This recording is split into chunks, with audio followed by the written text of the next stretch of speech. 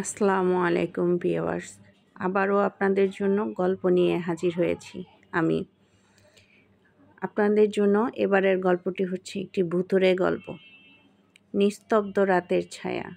রাত তখন ঠিক 12:17। গ্রামের মাঝখানে দাঁড়িয়ে থাকা পুরনো হালিম ম্যানশন এর সামনে যেন হঠাৎ বাতাসও থেমে যায়। চারপাশে নিস্তব্ধতা, এমনভাবে চেপে বসে যেন কেউ তোমার বুকের উপর বসে নিঃশ্বাস বন্ধ করে দিচ্ছে। আকাশে মেঘ জমলেও হঠাৎ কনকনে শীতল বাতাস ছুঁয়ে যায় মুখে, মনে হয় কেউ অদ্ভুতভাবে পেছন থেকে তাকিয়ে আছে। রাতের কুয়াশার ভেতর দিয়ে লম্বা ছায়ার মতো কিছু নড়ছিল, অথচ আশেপাশে কোনো মানুষ নেই। অমিত নামে এক যুবক সাহস দেখিয়ে ম্যানশনের পেছনের দরজাটায় নক করে, কিন্তু দরজাটা নিজে থেকেই কর্মর শব্দে খুলে যায়। সামনে ভিতরের করিডোর, অন্ধকার, ছাদের পুরনো কাঠগুলো থেকে ধুলো পড়ছে, আর দেয়ালে ঝুলে থাকা পুরনো ফটো ফ্রেমের মুখগুলো অদ্ভুতভাবে কুয়াশায় ঢাকা, যেন সবাই মৃতরা এখনো তাকিয়ে আছে। অমিত টর্চ জ্বালাতেই আলোটা কেমন যেন কেঁপে ওঠে। টর্চের আলো দেয়ালে পড়তেই দেখা যায় দেয়ালে শুকনো হাতের ছাপ, লম্বা, সরু, মানুষের হাতের থেকেও অনেক বড়, যেন কোনো দানবের ছাপ। সে গভীর শ্বাস নিয়ে এগোতেই হঠাৎ করেই ম্যানশনের ভেতর থেকে এক নারীর গোঙানির মতো শব্দ আসে, বাঁচাও, বাঁচাও। অমিত থমকে দাঁড়ায়। শব্দটা আবার আসে, এবার আরও কাছে, এত কাছে যে মনে হয় তার কানের পাশে কেউ ফিসফিস করছে। সে পিছনে তাকিয়ে কাউকে দেখতে পায় না, কিন্তু কাঁধে হঠাৎ ঠান্ডা বরফের মতো হাতের ছোঁয়া টের পায়। দ্রুত ঘুরে দাঁড়িয়ে দেখে কেউ নেই, তবুও বাতাসের মধ্যে ভিজে কাদার গন্ধ, আর সাথে এক অদ্ভুত পচা দেহের দুর্গন্ধ। সে সাহস করে সিঁড়ির দিকে এগোয়। সিঁড়ি একেবারে টুকটুক শব্দে ভাঙা কাঠের মতো কেঁপে ওঠে। সিঁড়ির মাঝখানে এসে দাঁড়াতেই উপরের তলা থেকে এক ছায়া দৌড়ে নিচে নেমে যায়, এত দ্রুত যে মানুষের পক্ষে সম্ভব নয়। অমিতের টর্চের আলো ছায়াকে ধরতে পারল না, কিন্তু নিচে থেকে শুনতে পেল এক বিকট চিৎকার, যেন কেউ মৃত্যুর আগের সেই শেষ চিৎকার করছে। তার বুক ধড়ফড় করতে থাকে, তবুও সে থামে না, কারণ সে এই বাড়িতে এসেছে এক সত্য অনুসন্ধান করতে। এই ম্যানশনে নাকি এক নারীকে নির্মমভাবে হত্যা করা হয়েছিল, তার আত্মা এখনও নাকি মুক্ত হয়নি।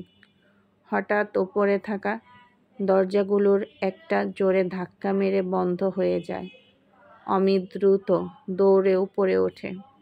দরজার সামনে দাঁড়াতেই সে অনুভব করে দরজার পেছনে কেউ দাঁড়িয়ে আছে, নিঃশ্বাস ফেলছে, যেন কোনো নারী কাঁদছে। অমিত কাঁপতে থাকা হাতে দরজাটা ঠেলে খোলে।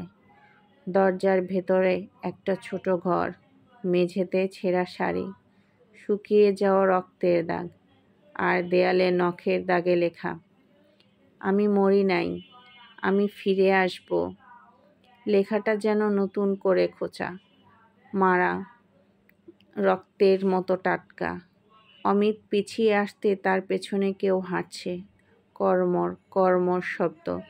সে হঠাৎ ঘুরে দাঁড়াতেই দেখে এক নারীর কঙ্কালসার দেহ, লম্বা এলোমেলো চুল, চোখে কোনো চোখ নেই, শুধু কালো গহ্বর, ঠোঁট নেই, দাঁতগুলি বের হয়ে আছে, আর তার মুখ থেকে শুকনো গলায় বের হয়, আমাকে দেখেছিস, এখন আর পালাতে পারবি না। কণ্ঠস্বরটা ঠান্ডা, কিন্তু নিঃশব্দে ভরা যন্ত্রণা। অমিত দৌড়ে সিঁড়ি বেয়ে নিচে নামতেই দেখে নিচে যে ছায়াটা দৌড়ে গিয়েছিল সেটা এখন দেয়ালের সঙ্গে লেগে আছে। কোন মানুষের ছায়া নয়, বরং মাকড়সার মতো অনেক পা, কিন্তু মানুষের মাথা।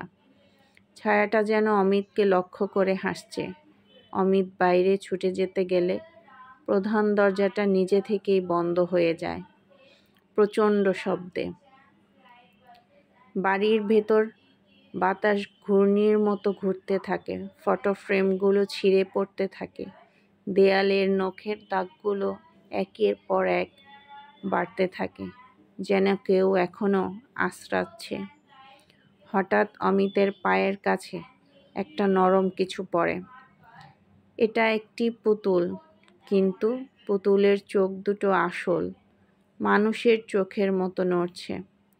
অমিত পেছাতে চাইলে পুতুলটা ফিসফিস করে বলে, ও চলে আসছে, দৌড়া। তার উচ্চারণে স্পষ্ট আতঙ্ক। অমিত দৌড়াতে দৌড়াতে সেই নিচতলায় কক্ষে ঢোকে, যেখানে একসময় নারীটিকে হত্যা করা হয়েছিল। দরজাটা ভিতর থেকে বন্ধ হয়ে যায়। ঘরের বাতাস হঠাৎ বরফের মতো ঠান্ডা হয়ে যায়।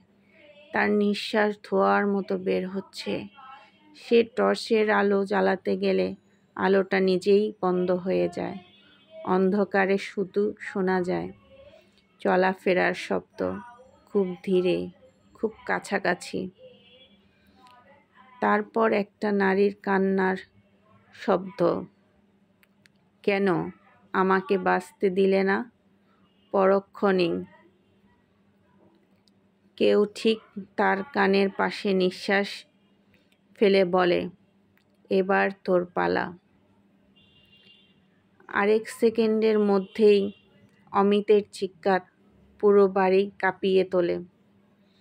চিৎকার থেমে যায়, নিস্তব্ধতা ফিরে আসে। পরদিন সকালে গ্রামের মানুষ মেনশনের বাহিরে অমিতের মোবাইল খুঁজে পায়। মোবাইলে শেষ রেকর্ড করা ক্লিপে শুধু শোনা যায় অন্ধকারে কারো দম বন্ধ কান্না, আর সেই নারীর শীতল কণ্ঠ, আমি এখনো বেঁচে আছি। তারপর ভিডিও হঠাৎ বন্ধ। সেদিন রাতে ম্যানশনের ভেতর থেকে আবার শোনা যায় সেই একই চিৎকার, কিন্তু এবার সেটা অমিতের। এবং গ্রামের লোকজন আজও বলে,